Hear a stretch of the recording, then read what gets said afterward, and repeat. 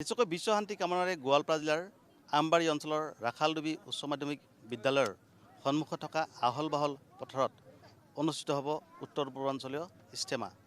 ইতিমধ্যে উত্তৰ পূৰ্বাঞ্চলৰ এই বৃহৎ ধৰ্মীয় সমাৱেশৰ প্ৰস্তুতি পূৰ্ণগতিত চলি আছে। সহযোগী ভিডিঅ' জাৰ্নেলিষ্ট সঞ্জীৱ আৰু মই বৰ্তমান সেই পথাৰতে আছোঁ। সহযোগী ভিডিঅ' জাৰ্নেলিষ্ট সঞ্জীৱে দেখুৱাব। এয়া আমি মূল পেণ্ডেলৰ যি ছবি সেই ছবি দেখুৱাইছোঁ। দীঘে 800 মিটাৰ আৰু পথালি আছে 500 মিটাৰ। এই আহল বহল যি আচলতে মঞ্চ আছে সেই মঞ্চৰ তলতে আচলতে বিশ্ব শান্তিৰ জয়গান গোৱা হ'ব। ধৰ্মীয় সভাৰ জৰিয়তে আচলতে বিভিন্ন বাণী ইয়াত প্ৰচাৰ কৰা হ'ব। বিশেষকৈ বিশ্ব শান্তি কামনাৰে এই যি ইছলাম ধৰ্মীয় যি সভা সেই সভাৰ আয়োজন কৰা হৈছে, য'ত লাখ লাখ আচলতে ইছলাম ধৰ্মাৱলম্বী লোকৰ সমাৱেশ ঘটিব। বিশেষকৈ বিভিন্ন জাতি জনগোষ্ঠীৰ মাজত যাতে ভাতৃত্ববোধ অধিক সুদৃঢ় হয়, লগে লগে বিশ্ব শান্তি যাতে প্ৰতিষ্ঠা হয় তাৰ কামনা কৰা হ'ব।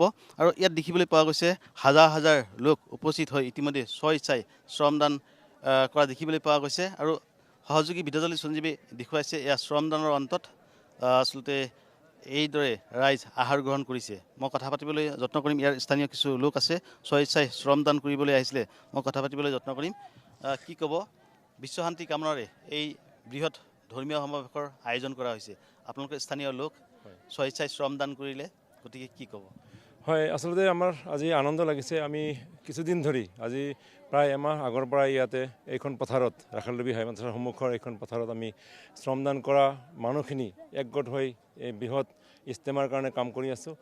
অকল আমাৰ স্থানীয় মানুহেই নহয়, মানকাচৰৰ পৰা আৰম্ভ কৰি আমাৰ কৃষ্ণাইলৈকে আৰু উত্তৰ পাৰৰ বিলাচীপাৰা, ধুবুৰী, গৌৰীপুৰৰ ইফালৰ পৰা বিভিন্ন ঠাইৰ মানুহখিনি ইয়াত আহি পেলাই স্বইচ্ছাই শ্ৰমদান কৰিছে।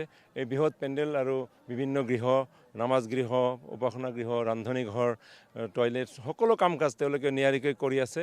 আৰু মাত্ৰ কেইটামান দিন পিছত অহা 9, 10 আৰু 11 ফেব্ৰুৱাৰী তাৰিখত এইখন পথাৰত নামনি অসমৰ এখন বৃহৎ ইজতেমা অনুষ্ঠিত হ'ব।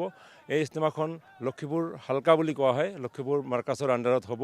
আৰু এই মাৰ্কাছৰ আণ্ডাৰত আমাৰ এই অঞ্চলৰ মাৰ্কাছ জয়পুৰ বজাৰ মাৰ্কাছ আৰু নলঙা মাৰ্কাছ আছে। এই দুই মাৰ্কাছৰ মাজৰ যিখিনি ঠাই সেই পথাৰখিনি এই চাৰিওফালৰ গাঁও ৰৌমাৰী, জয়পুৰ, জোনকাইপাৰা, থেপকাই, চিমলাবাৰী, নলংগা, উজানপাৰা, এই গোটেইখিনি গাঁৱৰ মাজৰ যিখন পথাৰ, এই বৃহৎ পথাৰখন আজি কেইদিনমান পিছত ইয়াত উদলি মুদলি পৰিৱেশ হ'ব। একমাত্ৰ বিশ্ব শান্তিৰ কাৰণে ইয়াত তৃতীয় দিনা অৰ্থাৎ আখেৰী যিটো মনাজাত হ'ব, সেই মনাজাতৰ দিনা ইয়াত লোকাৰণ্য হ'ব বুলি আমি জানিব পাৰিছোঁ বা আশা কৰিছোঁ। আৰু সেইদিনাখন বিশ্ব শান্তিৰ কাৰণে ইয়াত আখেৰী মনাজাত হ'ব। অসম তথা ভাৰতবৰ্ষৰ উন্নতিৰ কাৰণে, দেশত শান্তি প্ৰতিষ্ঠাৰ কাৰণে, সাম্প্ৰদায়িক ভাতৃত্ব আৰু সম্প্ৰীতি ৰক্ষাৰ কাৰণে ইয়াত আখেৰী মনাজাতত সকলো মানুহে প্ৰাৰ্থনা কৰিব।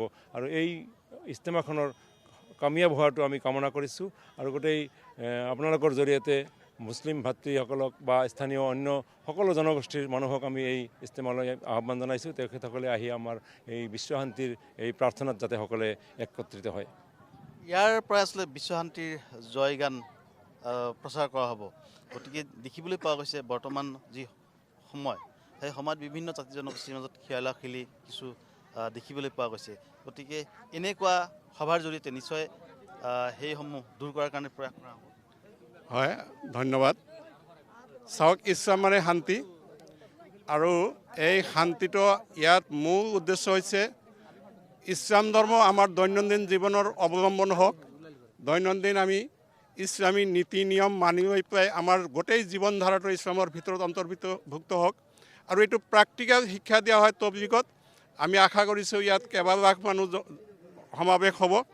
আৰু সমাৱেশ ইয়াৰ মূল উদ্দেশ্য হৈছে আমাৰ বিভিন্ন প্ৰান্তলৈ, যদিও নামনি অসম, কিন্তু অসমৰ বিভিন্ন চুকে কোণে মানে তবলিগী জামাত যিবিলাক, এই জামাত লৈ যাব, মানুহবিলাকক ইছলাম ধৰ্মলৈ আহ্বান জনাব।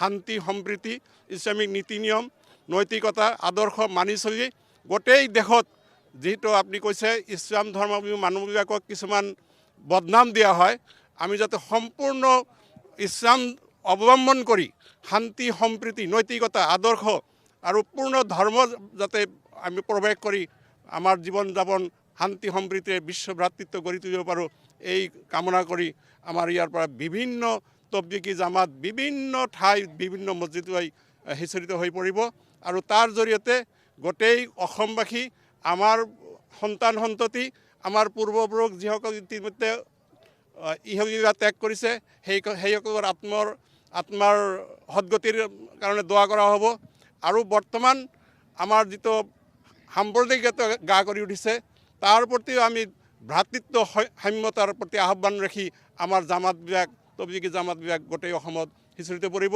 আৰু আমি আশা কৰিম বিভিন্ন সম্ভ্ৰান্ত পৰিয়ালৰ মানুহে ইয়াত বিনা পাৰিশ্ৰমিকে বিনা দ্বিধাই মানে ইমান ধনাঢ্য ব্যক্তিসকলে চৰম দান কৰিছে বিভিন্ন ধৰণৰ দান বৰঙণি বিভিন্ন সেল্ফ মেনেজমেণ্ট গোটেইখিনি কাৰো প্ৰতি কোনো ভৰসা কৰা নাই আমি আনন্দিত আৰু এই সমাৱেশৰ জৰিয়তে তবলিগী যিটো আমাৰ ইস্তেমা হ'ব এই ইস্তেমাৰ জৰিয়তে গোটেই বিশ্বত ভ্ৰাতৃত্ব ইছলামৰ যিটো শান্তি সম্প্ৰীতি আৰু আমাৰ দৈনন্দিন জীৱনত ইছলাম আমি সম্পূৰ্ণভাৱে অৱলম্বন কৰি আমাৰ জীৱন ইহকালৰ পৰকালত ধন্য কৰিব পাৰোঁ তাৰ কাৰণে আমি গোটেই মুছলিম বিশ্ববাসীক আহ্বান জনাইছোঁ।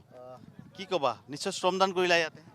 হয়, আমি আজি ৰাতিপুৱাই আহিছিলোঁ। খালি আমিয়ে নহয়, গোটেই নামনি অসমৰে বিভিন্ন প্ৰান্তৰ পৰা লোকসকল আহে। বিশেষকৈ গোৱালপাৰা জিলাৰ বিভিন্ন প্ৰান্তৰ যুৱকসকল মুৰব্বীসকল সকলো মানুহ ইয়াত স্বেচ্ছাই আহি প্ৰত্যেক দিনে এনেকৈ শ্ৰমদান কৰে।